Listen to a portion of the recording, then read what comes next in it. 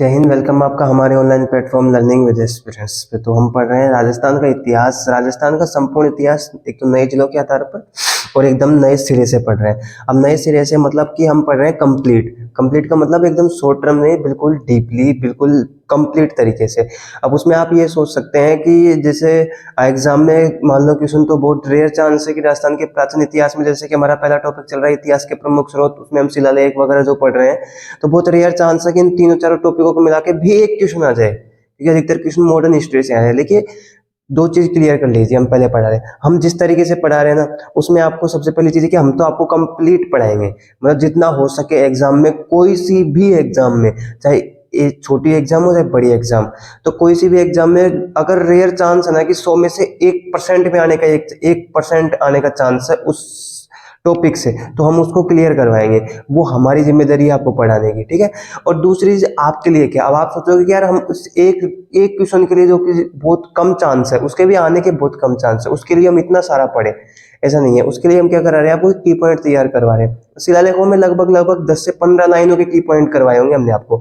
अब अगर आपको लगता है कि बहुत कम चांस है शिलालेखों से भी, मतलब पहली बात तो प्राचीन इतिहास से बहुत कम चांस है आने के, और दूसरी बात शिलालेखों से वो भी बहुत कम चांस है क्वेश्चन आने के लिए, तो उसके लिए आपको इतना पढ़ने की जरूरत नहीं है। ये बात तो हम खुद आपको बोल रहे हैं, आपको सिर्फ वो की पॉइंट पढ़ना है, उन की पॉइंट से बाहर कुछ नहीं आएगा अगर रेयर चांस में क्वेश्चन आता है तो। और अगर टॉपिक में क्लियर दे रखा है कि प्राचीन इतिहास के स्रोत, प्राचीन इतिहास और इतिहास की जानकारी कहाँ से प्राप्त होती है, अगर टॉपिक में क्लियर दे रहा है किसी एग्जाम के जो नोटिफिकेशन में है, जो सिलेबस है उसमें, तो फिर आपको एक कंप्लीट तो पढ़ने पड़ेंगे उसके लिए, तो क्योंकि कहीं से भी आ सकता है। लेकिन उसके लिए जो नहीं है, आपको पूरा पढ़ने की जरूरत नहीं है, उसके लिए हमने आपको की पॉइंट बता ही रखे हैं। जैसे शिलालेखों को हमने 10 से 15 पढ़े थे। अब वैसे तो 170 से 200 के बीच शिलालेख है पुरातत्व विभाग के अनुसार, तो 170 से 200 आप नहीं पढ़ पा रहे, कोई दिक्कत नहीं है। लेकिन हम तो आपको पूरे जितने हो सके ना, 50 के समथिंग हमने कहा था आपको, 50-51 के समथिंग करवाने के, जहां से आने के चांस है, तो हम आपको 50 से 51 कंप्लीट करवाए हैं। अब आके आपकी हम पढ़ाएंगे आपको उस तरीके से,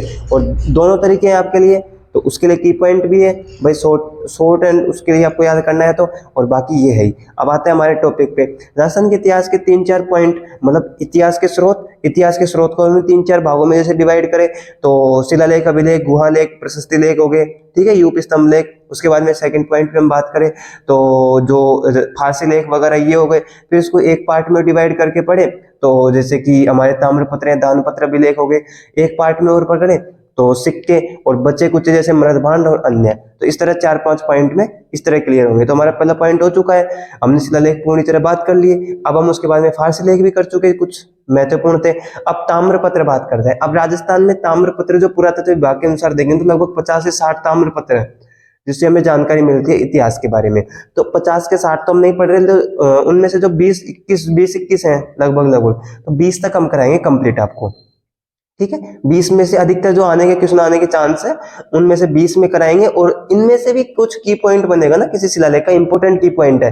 अभी तक तो कुछ है नहीं, बस एक जो हमने प्रारंभ में पढ़ा था जो अश्वभुज संवत्सर है, बाकी वो कर लीजिए। उसके अलावा अभी तक तो शिलालेखों में कुछ की पॉइंट है नहीं, सॉरी, इसमें अपने ताम्रपत्र दानपत्र में। अब आगे आने वाले जो शिलालेख है उसमें जो भी पॉइंट होंगे, अगर कोई की पॉइंट होगा तो आपको की पॉइंट करा दिया जाएगा। तो आप ताम्रपत्र दानपत्र करके और उसके जो 1-2 की पॉइंट है वो याद कर लीजिएगा, अगर आपको शॉर्ट के लिए याद करना है तो। और बाकी पूरी तरह पढ़ना है, अच्छे से पढ़ना है, समझ के पढ़ना है, तो उसके लिए आपको 1 से लेके पूरी जो हमारी क्लास सीक्वेंस है उसके अनुसार पढ़ लीजिए ना। तो आज हमारे ताम्रपत्र वाले टॉपिक में हम 2 ताम्रपत्र पढ़ चुके थे।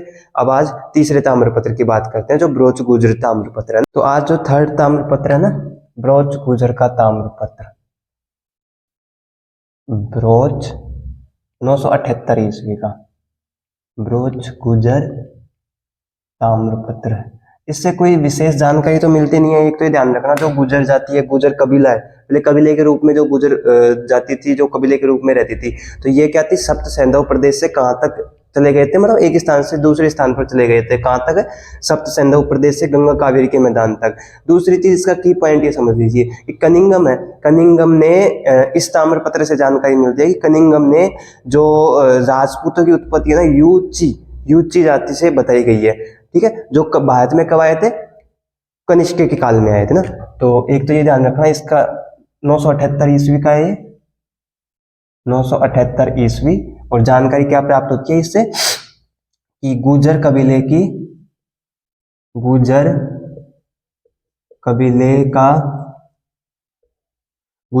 का कहां से, सप्त सैंधव प्रदेश से, सप्त सैंधव प्रदेश से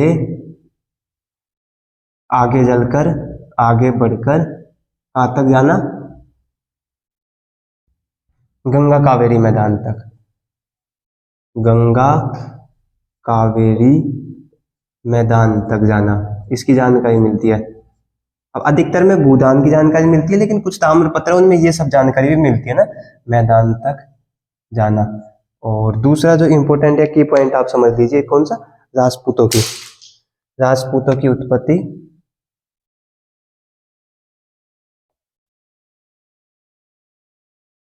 कनिंघम ने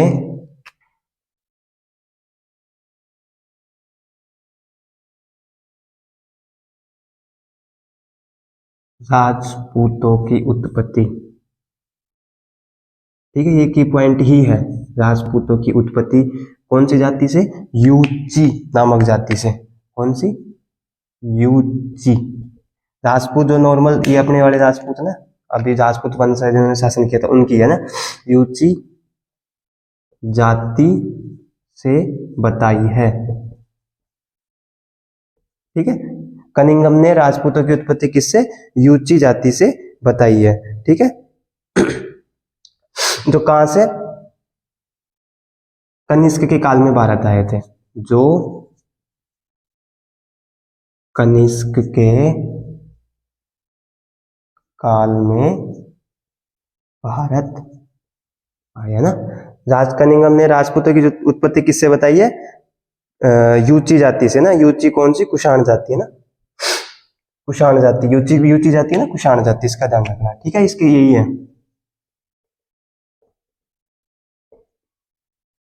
ठीक है। तो अब है चीकली का ताम्रपत्र, ये थोड़ा इंपॉर्टेंट है। चीकली का ताम्रपत्र 1483 ईस्वी का ना, सबसे तो इसके लिख लीजिए, चीकली का ताम्रपत्र, ताम्रपत्र या दानपत्र, चीकली का ताम्रपत्र कब का है, 1483 ईस्वी का।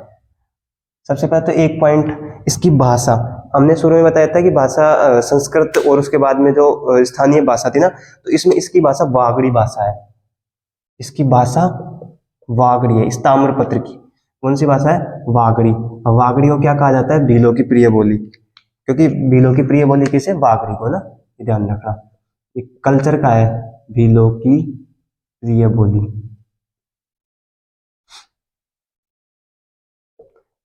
अब जानकारी क्या क्या प्राप्त होती है इससे, एक तो भूमि को छोटे छोटे टुकड़ों को किसमें, कटकों में, कटक, भूमि के छोटे छोटे टुकड़े, यहाँ से पहला की पॉइंट है, भूमि के छोटे छोटे टुकड़े कटकों में, ठीक है। और इसमें है दूसरा पॉइंट की जो पटेल है, सुथार जाति, पटेल सुथार ब्राह्मण जाति राजस्थान में पाई जाती है, इनके द्वारा कृषि करने का उल्लेख है ना। एक तो भूमि के कटकों, छोटे छोटे टुकड़ों के बारे में जानकारी मिलती है, जो क्या कहा जाता था, उनको कटक कहा जाता, और पटेल ब्राह्मण इनके वो करने की जानकारी। तो कटक, पहले इस शब्द का ध्यान रखना, ये की पॉइंट है इसका ना।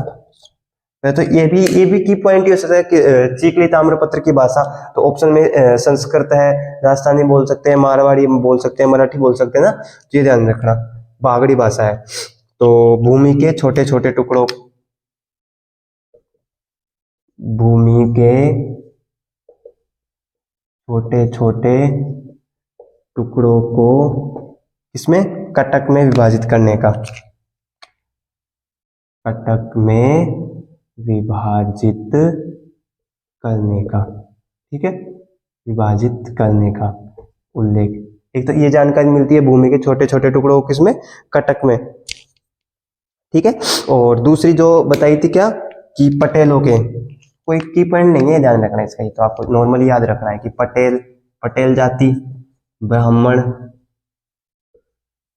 व सुथार जाति,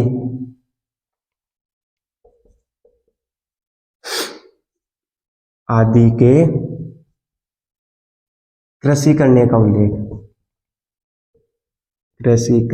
का उल्लेख, एक गांव में या किसानों द्वारा जो टैक्स वैक्स वसूला जाता था ना, उसकी और जानकारी है ना। लाग बाग, लाग बाग बोलते हैं टैक्स को, लाग बाग वसूलने की जानकारी, किससे? किसानों से वसूलने की जानकारी, ठीक है, किसानों से, किसानों से लाग बाग वसूलने की जानकारी है ना। चीकली ताम्रपत्र 1483 ईस्वी का। एक इसमें बस सब इम्पोर्टेंट यही, इस इम्पोर्टेंट यही है कि कटक, जो कटक पद्धति, एक तो ये, ठीक है, कटक पद्धति क्या सी है? भूमि को छोटे छोटे टुकड़ों में विभाजित करने वाली और बागड़ी भाषा का है ना, ठीक है। अब नेक्स्ट, एक छोटा सा ताम्रपत्र है, दान पत्र है, जिसमें क्या है? क्षत्रियों द्वारा ब्राह्मणों को भूमिदान की जानकारी मिलती है ना। 1809 का अंगोरा का ताम्रपत्र, तो भूमिदान की जानकारी है इसमें, तो ध्यान रखना, अंगोरा का 1809 का ताम्रपत्र, कब का, कहां से? 1809 ईस्वी का, है ना। नागौर से प्राप्त होता है, नागौर से प्राप्त होता है ना। और इसमें जानकारी क्या? क्षत्रियों द्वारा ब्राह्मणों को भूमिदान की जानकारी, क्षत्रियों द्वारा ब्राह्मणों को भूमिदान की जानकारी, जो भूमिदान में दी गई उसकी भूमिदान की जानकारी। तो क्वेश्चन, इसका की पॉइंट तो नहीं है, लेकिन क्वेश्चन हो सकता है कि किस ताम्रपत्र में क्षत्रिय द्वारा ब्राह्मणों को, वैसे अधिकतर तो ऑप्शन में यही आता है, वो अधिकतर पॉइंट तो यही है कि क्षत्रियों द्वारा या किसी भी जाति द्वारा ब्राह्मणों को अधिकतर जो भूमिदान मिल जाती है। लेकिन अगर ऑप्शन में कभी अंगोरा का ताम्रपत्र या कोई दूसरा है, जैसे चीकली वगैरह का नहीं है, तो इसमें फिर अंगोरा का इस टाइप का ध्यान रखना, बाकी कोई इंपॉर्टेंट की पॉइंट तो नहीं है ना। अब नेक्स्ट, एक भीमदेव के काल का 1206 ईस्वी का आहड़ का ताम्रपत्र है ना, ये थोड़ा इंपॉर्टेंट है, भीमदेव सेकंड के काल का है, ठीक है। इसमें भीमदेव की कुछ उपाधियां, जैसे परम सिद्धराज, परम भट्टारक वगैरह, कुछ इसकी उपाधियों की जानकारी मिलती है। भीमदेव वही भीमदेव जो आपको पता हो तो आबू की राजकुमारी थी, आबू की राजकुमारी यानी पृथ्वीराज चौहान के टाइम का। तो पृथ्वीराज चौहान ने आबू की राजकुमारी से शादी की थी, तो उस टाइम वो नाराज हो गया था, तो उसी टाइम ये भटक रहा था, तो चौहान के समय में ये इधर उधर भटक रहा था, आपको पता होती है, वही भीमदेव है। जो लिच्छवी वंश की, जो आबू की राजकुमारी थी लिच्छवी वंश की, उससे शादी करना चाहता था, लेकिन पृथ्वीराज चौहान ने शादी की थी, तो इस बात पे नाराज हो गया था भीमदेव ना। तो ये वही भीमदेव है। तो भीमदेव सेकंड और मूलराज से लेके भीमदेव सेकंड तक की जानकारी मिलती है इससे ना, ठीक है। भीमदेव सेकंड तक की, मूलराज से लेकर भीमदेव सेकंड तक की जानकारी मिलती है ना, ठीक है। आहट ताम्रपत्र 1206 ईस्वी का, आहड़ ताम्रपत्र 1206 ईस्वी का, ठीक है। आहड़ ताम्रपत्र 1206 ईस्वी का, और भीमदेव सेकंड के काल का। भीमदेव एक तरह से बोल सकते हैं हम पृथ्वीराज के टाइम का ना, भीमदेव सेकंड के काल का, 1206 ईस्वी का, वही है। भीमदेव की कुछ उपाधियां प्राप्त होती है ना, उपाधियां इस ताम्रपत्र से। परमेश्वर, परमेश्वर सिद्धराज, परमेश्वर और नव सिद्धराज,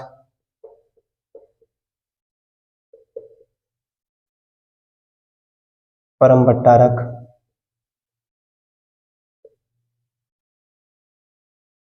ठीक है। परमेश्वर, नव सिद्धराज, परम भट्टारक है ना, ये सब जानकारी। महाराजा धीराज,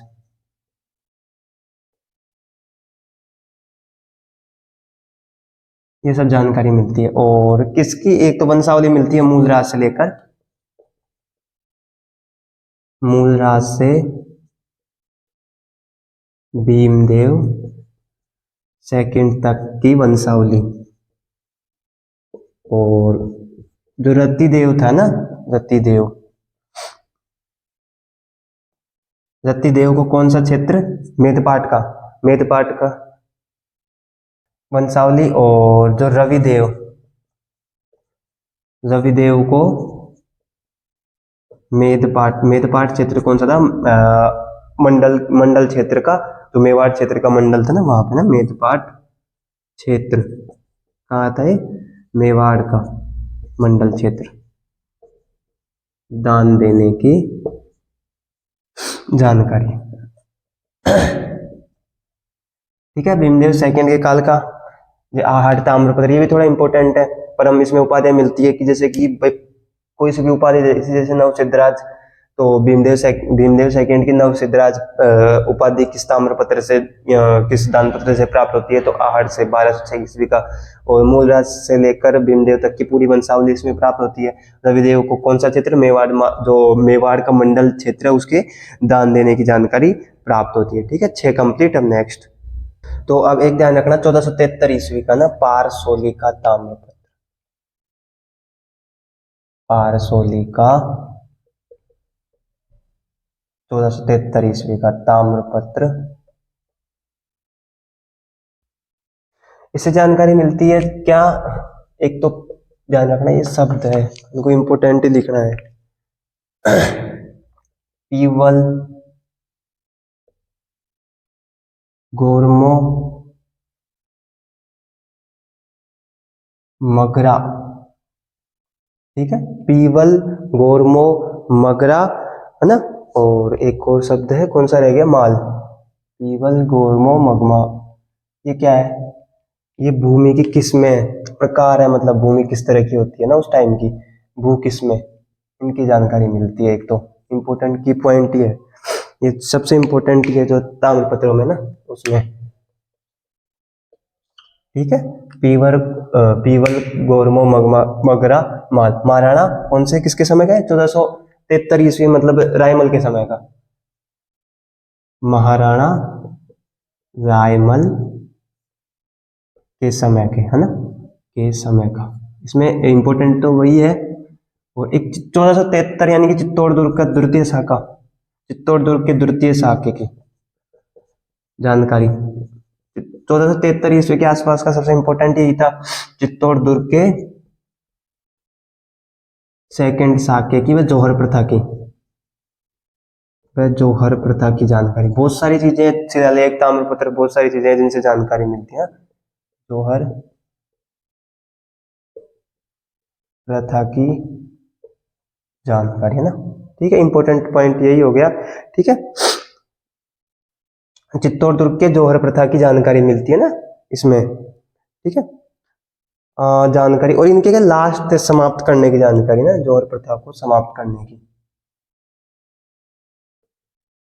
समाप्त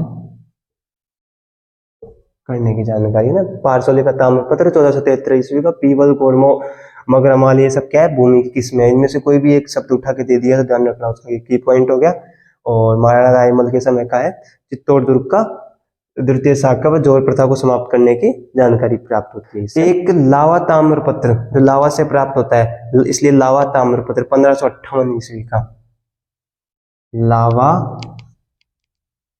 ताम्रपत्र कब का, 1558 ईस्वी का। अब इसमें ध्यान रखना क्या है, मापाकर की पॉइंट, मापाकर समाप्त करने की जानकारी, मापाकर समाप्त करने की जानकारी उदय सिंह सेकंड के काल का ना। एक तो पहले चीज पहले लिख लीजिए, फिर समझाता हूं मापाकर कौन सा है। मापाकर समाप्त करने की जानकारी, मापाकर मतलब जब कोई उदय सिंह के काल में, है ना, उदय सिंह के काल में, लिख देंगे, उदय सिंह के काल में कोई ब्राह्मण जब किसी का विवाह करवाता था, ठीक है, जब शादी वगैरह करवाते ना, जब ब्राह्मणों द्वारा शादी वगैरह करवाई जाती है, तो राजा नहीं लेता था उस समय, जो ब्राह्मण जो कर लेता था या जो भी आपको होता टैक्स वगैरह जो लेता था, उससे उसे मापा कर बोला जाता था। तो और जो इस तो उदय सिंह ने ये कहा था कि भाई जो कन्याएं हैं, मतलब लड़की की शादी के बाद ब्राह्मणों द्वारा उन्हें मना कर दिया था। अब ये बात कहते हैं कि उदय, जो उस समय उदय सिंह के काल में बोला ब्राह्मण था, ऐसा कुछ नहीं है, नाम के लिए वो नहीं है, बस इतना सा आपको इतना ध्यान रखना है, बोला ब्राह्मण था, कौन सा ब्राह्मण था ये नहीं जानना, आपको ये ध्यान रखना है। मापाकर समाप्त किया गया था उदय सिंह के काल में। और मापाकर कौन सा, कि विवाह के पश्चात ब्राह्मणों द्वारा लिया जाने वाला कर, है ना, विवाह करवाने के लिए। विवाह के पश्चात ये नहीं है कि शादी हो गई किसी की तो जाके टैक्स ले रहे हो तुम मुझसे, नहीं, विवाह करवाने के लिए, ठीक है, विवाह संपन्न करवाने के लिए जो टैक्स लिया जाता था ना, मापाकर। विवाह तो ध्यान रखना, इसको ऐसे मत करना विवाह के पश्चात, विवाह, क्योंकि आपको पता है राजस्थान इतिहास या तो तोड़ दिया गया, मरोड़ दिया गया, या फिर दूसरे तरीके से पेश किया गया ना। तो विवाह करवाने के लिए शब्दों से नहीं पलटना ना, विवाह करवाने के लिए या हेतु, विवाह करवाने हेतु ब्राह्मणों द्वारा लिया गया कर, है ना। विवाह करवाने तो ब्राह्मणों द्वारा लिया गया कर, कौन सा, मापक कर, और मापक कर को समाप्त और किसने किया था, उदय सिंह के काल का ना, ठीक है। उदय सिंह के काल का दोनों मापक कर ध्यान रखना, और पारसोली का ताम्रपत्र। अब नेक्स्ट 9, तो अब नेक्स्ट है कीटखेड़ी का ताम्रपत्र ना। कीटखेड़ी, कीटखेड़ी गांव है, ओके। कीटखेड़ी का ताम्रपत्र 1650 ईस्वी का ना, 1650 ईस्वी का। कीटखेड़ी गांव का है, प्रतापगढ़ में ना, प्रतापगढ़। जानकारी क्या क्या मिलती है, एक तो सबसे पहले राजमाता चौहान, जो बाहुबली वाला राजमाता नहीं, राजमाता चौहान एक शासक है। राजमाता चौहान ने गोवर्धनाथ मंदिर में प्रतिष्ठा करवाई थी, ठीक है। उसका सही समय, ठीक समय ज्ञात होता है इससे। एक थे भट्ट, भट्ट थे कौन, विश्वनाथ। तो विश्वनाथ को जो कीटखेड़ी गांव दान में दिया था, उसकी जानकारी इस ताम्रपत्र से मिलती है ना। भट्ट विश्वनाथ को, भट्ट विश्वनाथ को कीटखेड़ी गांव दान में दिया था। कीटखेड़ी गांव दान में दिया, ठीक है। ये तो उसकी जानकारी मिलती है। एक की पॉइंट नहीं है, बस ऐसे ध्यान रखना, राजमाता चौहान द्वारा, राजमाता चौहान द्वारा क्या करवाया था, गोवर्धन नाथ मंदिर में प्रतिष्ठा का समय ज्ञात। गोवर्धनाथ मंदिर में, ये वो वाला गोवर्धन नाथ नहीं है, गोवर्धन जी यूपी वाला जो है ना, गोवर्धन नाथ मंदिर में प्रतिष्ठा का समय ज्ञात होता है ना, द्वारा प्रतिष्ठा का समय ज्ञात होता है इससे, है ना, समय ज्ञात। एक जो इसमें इस ताम्रपत्र में, पूरे ताम्रपत्र के नीचे 2 श्लोक बने हुए ना, इसमें 2 श्लोक लिखे, इसमें अंत में 2 श्लोक लिखे हुए हैं, जिनमें की पॉइंट कोई सही नहीं है इनमें से, है ना। जो विश्वनाथ हैं उनको क्या बनाया, दीक्षा गुरु बताया, विश्वनाथ को दीक्षा गुरु कहा है ना, विश्वनाथ को दीक्षा गुरु कहा है इसमें ना, ठीक है। कीटखेड़ी का ताम्रपत्र सन 1650 ईस्वी का है। बट जो विश्वनाथ है, उनको जो विश्वनाथ एक व्यक्ति का नाम है ना, एक तो उनको जो दीक्षा गुरु का है इस ताम्रपत्र में, और ये कीटखेड़ी गांव प्रतापगढ़ में इनको दान में दिया था, और इससे ठीक समय ज्ञात होता है किसका, गोवर्धन नाथ मंदिर है, उसकी प्रतिष्ठा करवाई थी, उसका ठीक समय ज्ञात होता है, ठीक है। अब नेक्स्ट, अब एक सामंत सिंह थे ना, महाराजा सामंत सिंह के काल का है, जो प्रतापगढ़ का ही ताम्रपत्र है ना, प्रतापगढ़ 1817 ना, ताम्रपत्र, ठीक है। प्रतापगढ़ का ताम्रपत्र, ये प्रतापगढ़ डिस्ट्रिक्ट में ही है ना, प्रतापगढ़ इसलिए इसे प्रतापगढ़ का ताम्रपत्र कहते हैं ना। 1817 ईस्वी का है। अब इससे जानकारी क्या मिलती है, एक टंकी कर सुना होगा, 1817 ईस्वी, है ना। इसका की पॉइंट लिख लीजिए आप, टंकी कर। अब ये कौन सा कर आ गया, देखिए जितने राजस्थान में टैक्स बने हुए हैं ना, जो कर थे, उनके प्रकारों के नाम याद रखने हैं आपको बस। टंकी कर, क्योंकि वो अजीब अजीब से नाम है, वहीं से क्वेश्चन बनता है। अगर इसका की पॉइंट, तो टंकी कर, टंकी कर क्या होता था, जैसे प्राचीन समय में सामंत सिंह के काल का है, तो सामंत सिंह के काल से पहले ब्राह्मण है, ब्राह्मणों के घर में अलग से पानी भरने की व्यवस्था होती थी। तो उनके घर में जब अलग से पानी भरने की व्यवस्था होती थी, तो उसमें क्या था, जो उनको पानी भरा था ना, उसके लिए उनको टैक्स देना पड़ता था। तो एक रुपए में कितना, 1 आना टैक्स लगता था। तो उसको समाप्त करने के लिए ना, सामंत सिंह द्वारा टंकी कर, पानी के लिए ना, पानी भरने पर 1 रुपए पर 1 आना लगने वाले कर को समाप्त, ठीक है, उसकी जानकारी मिलती है प्रतापगढ़ का जो शिलालेख है उससे। टंकीकर इंपोर्टेंट इसका की पॉइंट हो गया, ठीक है। अब नेक्स्ट 11, एक सन 1663 ईस्वी का ना, ध्यान रखना 1663 ईस्वी में कौन सा, कड़ियावद का ताम्रलेख, ये दान, ठीक है, सन 1663 ईस्वी का। और कड़ियावद कहाँ है, सीधा सा प्रतापगढ़ में, ठीक है, प्रतापगढ़ में। और साथ में इससे जानकारी क्या मिलती है, नेक के बारे में। नेक होता है किसी धार्मिक कार्य, शादी समारोह हुआ, किसी परिवार में कोई धार्मिक अनुष्ठान हुआ तो उसमें दान के रूप में कुछ लिया जाता था, टैक्स नहीं बोल सकते थे, दान के रूप में कुछ लिया जाता था ना, तो उसके वसूलने की जानकारी मिलती। हरि सिंह के काल में, रावत हरि सिंह के काल में नेग वसूलने के बारे में, नेग वसूलने के बारे में।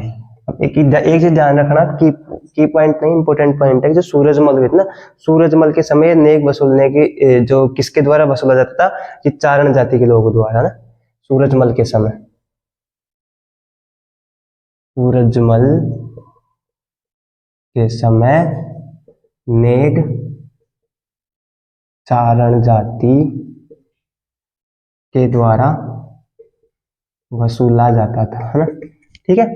तो कड़ियावाद ताम्रपत्र का लेख प्रतापगढ़ से प्राप्त है और हरि सिंह के काल का है ना, ठीक है। नेक्स्ट, अब एक नेक्स्ट छोटा सा है गढ़बोड़ का, है ना, गढ़बोड़ गांव का ताम्रलेख 1719 है ना, 1719 ईस्वी का। महाराणा संग्राम सिंह के काल का ये ताम्रलेख है, ठीक है, किसके काल का, महाराणा संग्राम सिंह के। एक बाईजीराज और जगत बाईजीराज थे, उनके द्वारा क्या दिया था, चार भुजा मंदिर के लिए, चार भुजा मंदिर के लिए पूरा गांव अनुदान में दे दिया गया था, उसके बारे में जानकारी मिलती है इससे ना। महाराणा संग्राम सिंह के, महाराणा संग्राम सिंह के काल का लेख, ताम्रलेख, ठीक है। और जानकारी क्या मिलती है, ध्यान रखना, कौन थे, एक थे, क्या जानकारी मिलती है इससे, बाईजीराज थे और एक जगत सिंह थे ना, उनके द्वारा एक मंदिर के लिए पूरा गांव अनुदान में दे दिया गया था, उसके बारे में ना, बाईजीराज व जगत सिंह द्वारा, बाईजीराज व जगत सिंह द्वारा, किसके लिए, चार भुजानाथ मंदिर के लिए, चार भुजानाथ मंदिर के लिए पूरे गांव को अनुदान में दे दिया था, गांव को अनुदान दे दिया गया। अब ये नहीं है कि गांव को तुड़वा के इसमें पूरा मंदिर बनाया जाएगा, ऐसा नहीं, गांव को अनुदान दे दिया गया था, इसका मतलब ये था कि भाई जो राजा थे, दोनों जो आगे शासक थे, तो जगत सिंह और बाईजीराज ये क्या करते थे, पूरे गांव से, मतलब पूरा गांव का जो टैक्स वगैरह जो भी आता है ना, सब कुछ, तो उन्होंने कहा था कि अनुदान का मतलब, गांव अनुदान में देने का मतलब, वो पूरे गांव से जो टैक्स वगैरह जो भी आएगा ना, वो सब किसमें, पहले किसके पास आता था, बाईजीराज और जगत सिंह जो शासक थे उनके पास ना, लेकिन बाद में वो गांव अनुदान में दे दिया गया मंदिर के लिए, तो बाद में जो भी टैक्स वगैरह जो भी कार्य किया जाएगा ना, इस गांव के द्वारा जो भी कार्य किया जाएगा, तो किसके लिए होगा, ये मंदिर के लिए। तो मतलब कभी बोलते हैं ना, गांव अनुदान में दे दिया, ठीक है, तो इसका मतलब ये नहीं कि गांव को तुड़वा के वहां मंदिर बनाएंगे पूरे में, ऐसा नहीं है, बल्कि उस गांव की जो भी टैक्स वगैरह आएगा तो वो किसके लिए उपयोग किया जाएगा, मंदिर के लिए, ना कि इसको दिया जाएगा प्रजा के लिए, है ना। तो अब नेक्स्ट एक ध्यान रखना, पारणपुर ताम्रपत्र, पारणपुर 1676 है ना, ताम्रपत्र 1676 से। अब कुछ ध्यान, इंपोर्टेंट पॉइंट, एक तो ये ध्यान रखना, रावत प्रताप सिंह के काल का ना, पहले तो कब का, रावत प्रताप सिंह के काल का। कुछ की पॉइंट इससे हैं और कुछ ध्यान रखना। देखिए एक क्या होता है, आपने कभी देखा होगा कि जैसे किसी शासक के नाम पे, शासक की जैसे लंबा, उसकी दीर्घायु के लिए, या किसी भी शासक के नाम पे या किसी बड़े व्यक्ति के नाम पे धार्मिक अनुष्ठान करवाया जाता है, तो उसका जो पहले से हो सकता है, पहले से करवाया जाता हो, लेकिन जो प्रमाण मिलता है ना, वो इससे प्राप्त होता है, पारणपुर से ना, इस परंपरा का जो प्रमाण मिलता है वो यहाँ से प्रारंभ इससे मिलता है ना, कि पठित वर्ग बोलते हैं जिसको, जैसे बड़ा वर्ग या पढ़ने वाला वर्ग हो ना, पठित वर्ग या शासक वर्ग, शासक वर्ग के नाम पर धार्मिक अनुष्ठान, है ना, धार्मिक अनुष्ठान प्रारंभ करने की परंपरा यहीं से प्रारंभ होती है ना, प्रारंभ करने की परंपरा। ठीक है, अब दूसरी चीज एक ध्यान रखना, कुछ और इसका की पॉइंट समझ लीजिए। लाग, टंकी कर, है ना, लाग, टंकी कर, रखवाली कर, कुछ ऐसे कर है राजस्थान में, इसका की पॉइंट देख लीजिए, टीपी कर लीजिए कि आदि करों की जानकारी किस शिलालेख, किस ताम्रपत्र लेख से प्राप्त होती है ना। लाग, ये टैक्स है, लागत वाला लाग, टंकी कर या टकी कर, रखवाली, रखवाली मतलब जैसे किसी की सेफ्टी सिक्योरिटी रखवाली करने के लिए जो टैक्स लिया जाता था, रखवाली आदि करों की जानकारी, ठीक है, इस ताम्रलेख से प्राप्त होती है, आदि करों की जानकारी। तो पारणपुर रावत प्रताप सिंह के काल का पारणपुर ताम्रलेख ना, रावत प्रताप सिंह के काल का, इसमें पट्टे पर जो पठित वर्ग हैं, शासक वर्ग है, उनके नाम पे धार्मिक अनुष्ठान प्रारंभ करने की परंपरा होती है ना, लाग, टंकी कर वगैरह जो भी है, इन सब की जानकारी प्राप्त होती है। ठीक है, इसका की पॉइंट एक छोटा सा ये समझ लीजिए। अब इसके बाद में नेक्स्ट, अब एक बांसवाड़ा का जो ताम्रपत्र है, ठीक है, महारावल पृथ्वी सिंह के काल का ना, बांसवाड़ा का, अब ये आप सोच रहे होंगे ये इसके बारे में ध्यान रखना, बांसवाड़ा का ताम्रपत्र पहले से 1747 से 1750 ईस्वी, ठीक है। जानकारी क्या मिलती है, एक चीज ध्यान रखना, छोटा सा पॉइंट, महारावल पृथ्वी सिंह के काल का, महारावल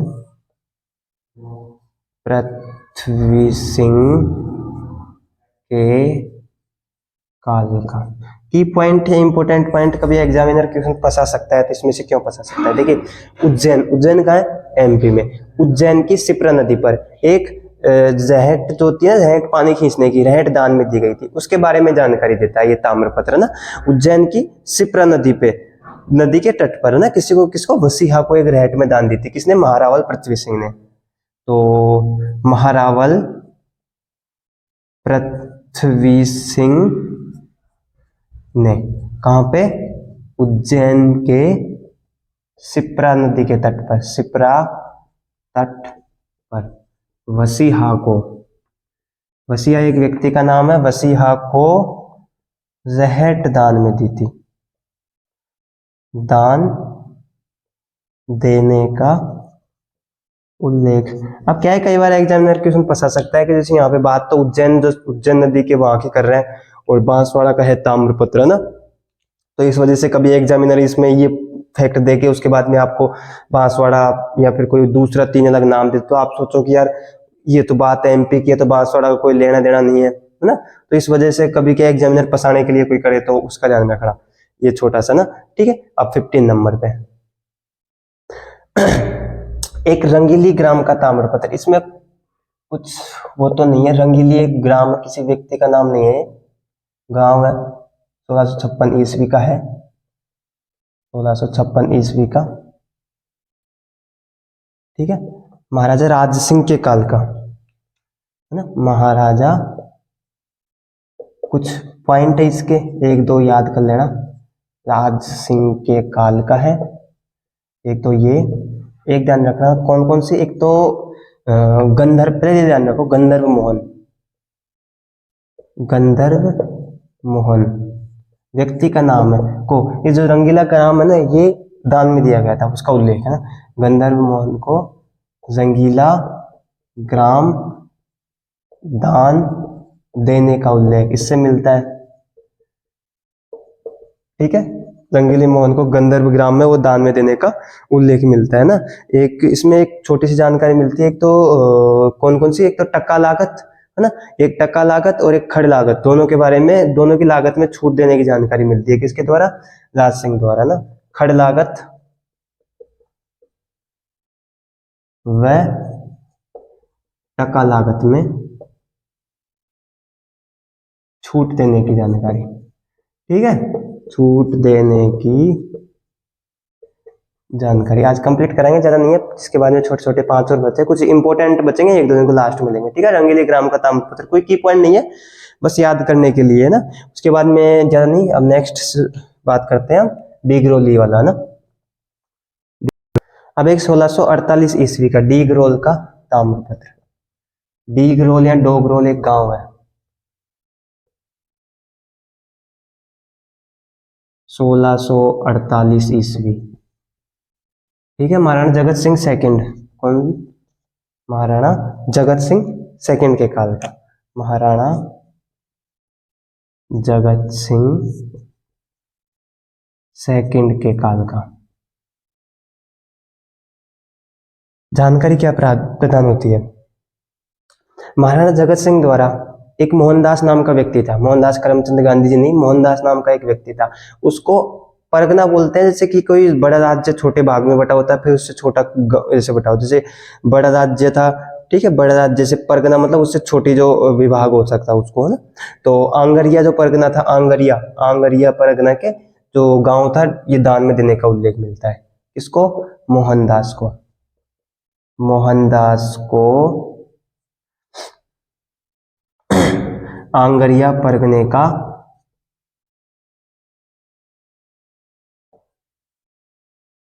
डिगरोल या डोगरोल, ठीक है, डिगरोल ग्राम दान देने का उल्लेख, है ना, दान देने का उल्लेख, डिगरोल या डोगरोल गांव दान देने का उल्लेख मिलता है ना, किसके द्वारा, मेवाड़ के जो महाराणा थे ना, ये जगत सिंह, ठीक है, मेवाड़ में। और अब कुछ इंपॉर्टेंट तो है नहीं की पॉइंट, तो मेवाड़ में बने परगनों की जानकारी भी इससे मिलती है, मेवाड़ में परगनों की जानकारी, परगनों की जानकारी। और जो महाराणा था, महाराणा प्रतिवर्ष तुलादान करता था ना, तुलादान और एक भूदान, भूमि का दान देना, ठीक है। तो महाराणा द्वारा प्रतिवर्ष तुलादान या भूदान की जानकारी, ठीक है। नेक्स्ट, अब देखिए, कोई नहीं, ज्यादा इंपॉर्टेंट की पॉइंट तो हम बता ही रहे हैं, आप इतना वो करने की कोशिश मत कीजिए, जो आपको जरूरी हो वही पढ़िए, बाकी हम तो आपको कंप्लीट पढ़ाएंगे ही। और बाकी इनमें कोई ऐसे कोई की पॉइंट नहीं है तो अभी हमने बताया नहीं, की पॉइंट मतलब बिल्कुल इंपॉर्टेंट पॉइंट ही बताएंगे, उससे ज्यादा कुछ नहीं, है ना। अब जैसे इनमें एक भी की पॉइंट नहीं है, अब हम नेक्स्ट बात करते हैं 17।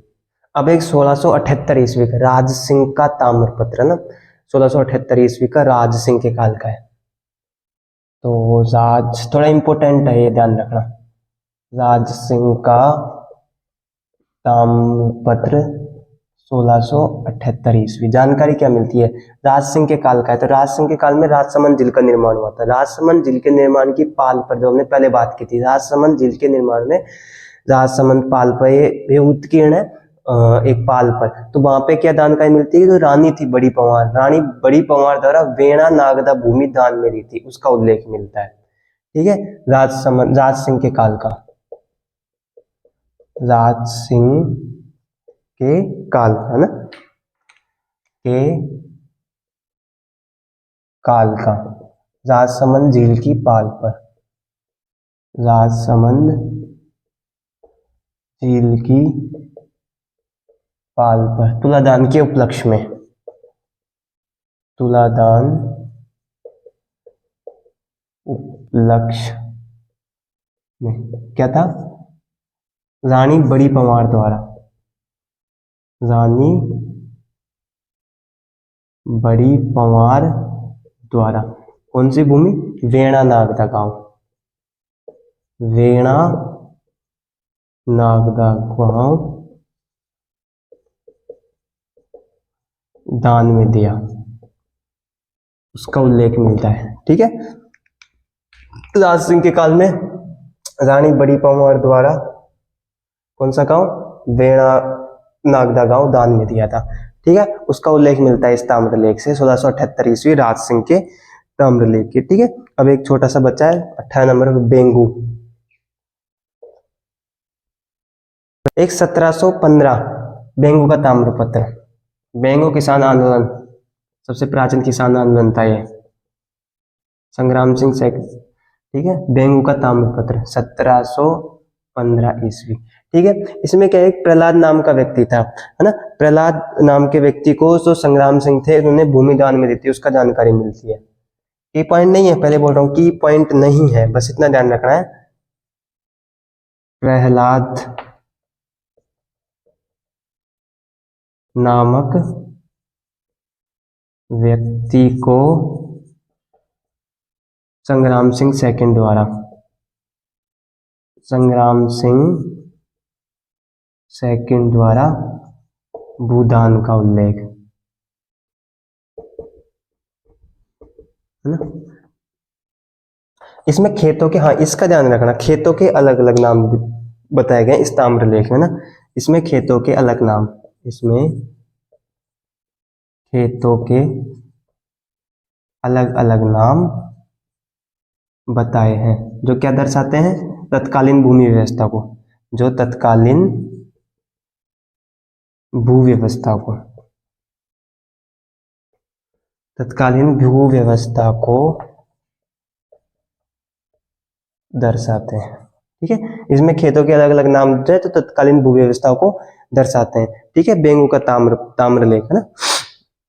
साथ में से एक थोड़ी सी जानकारी और लिख लीजिए, जो खेत को दान दिया था, भूमि का दान दिया था, उसके अलावा वृक्षों का भी दान दिया जाता था और निवाण का भी दान दिया जाता था, है ना। कुओं का भी दान दिया जाता था, इसकी जानकारी भी यहीं से प्राप्त होती है। कुओं का, वृक्षों का, निवाण का भी दान, निवाण का भी दान दिया जाता था, इसकी जानकारी भी यहीं से प्राप्त होती है ना। तो की पॉइंट इसमें भी कोई इंपॉर्टेंट तो है नहीं, राज सिंह के ताम्रपत्र और बेंगू का ताम्रपत्र। अब एक सबसे इंपॉर्टेंट, जो most important, last, second last है, लास्ट इतना बड़ा नहीं है, तो पहले मोस्ट इंपॉर्टेंट जो है उसकी बात कर लेते हैं, जो अधिकतर ताम्रलेख में ज्यादातर क्वेश्चन आते हैं तो यहाँ से फंस जाते हैं ना। तो अब नेक्स्ट, अब जो मोस्ट और इम्पोर्टेंट है ना, ठीक है। पूर्व का ताम्रपत्र 1534 कहाँ है ये, भीलवाड़ा में ना, जहां से प्राप्त होता है, भीलवाड़ा से।